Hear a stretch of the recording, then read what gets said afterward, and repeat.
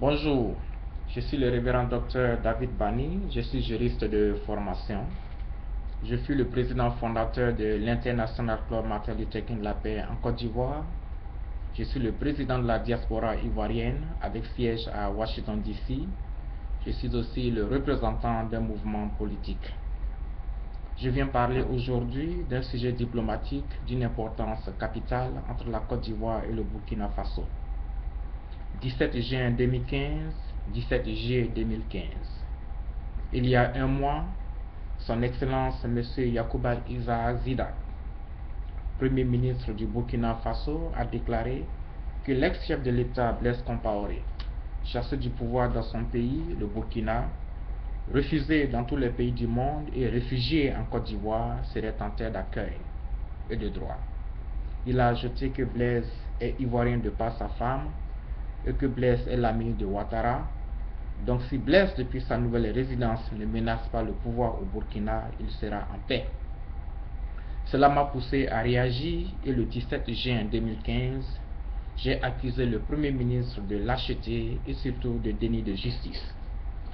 En effet, malgré tous les crimes notoires que Blaise a commis au Burkina, y compris l'assassinat de Thomas Sankara et de bien d'autres citoyens burkinabés, malgré tous les crimes notoires que Blaise a commis contre la Côte d'Ivoire et l'Afrique, si le nouveau gouvernement est incapable de poursuivre Blaise, je déclare non seulement il y a lâcheté, mais déni de justice. D'une part, le pays des hommes intègres, pour moi, doit arrêter et demeurer un modèle. D'autre part, les relations entre la Côte d'Ivoire et le Burkina sont si vieilles. Nous sommes comme des cousins et des frères, mais cette relation a pris un grand coup. Les Ivoiriens, toutefois, savent faire la part des choses. Et malgré les forfaitures du gouvernement Blaise Compaoré, avec la complicité de certains hommes politiques ivoiriens pour détruire ce pays, l'Ivoirien voit toujours le peuple burkinabé comme un peuple frère. Mais Blaise peut être un ami à Ouattara, mais il n'est pas bienvenu en Côte d'Ivoire. Les Ivoiriens l'ont déjà dit haut et fort.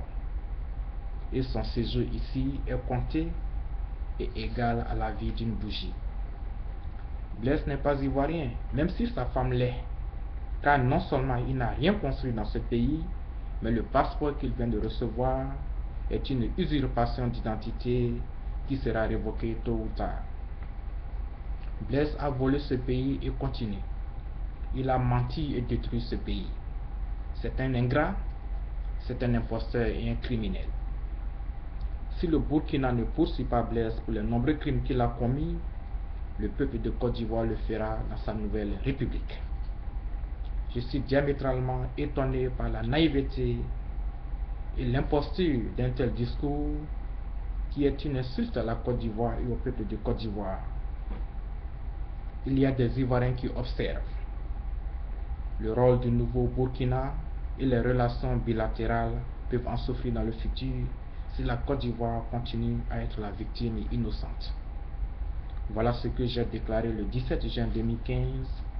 Toutefois, un mois plus tard, précisément le 16 juillet 2015, nous avons appris que le Parlement du Burkina Faso a décidé de poursuivre Blaise Compaoré pour haute trahison. C'est pourquoi je fais cette deuxième déclaration pour saluer cette initiative courageuse et démocratique entreprise par le Parlement de ce pays, le pays des hommes intègres. La Côte d'Ivoire observe, les Ivoiriens observent. Vive la Côte d'Ivoire, vive le Burkina Faso, un pays frère. Je vous remercie.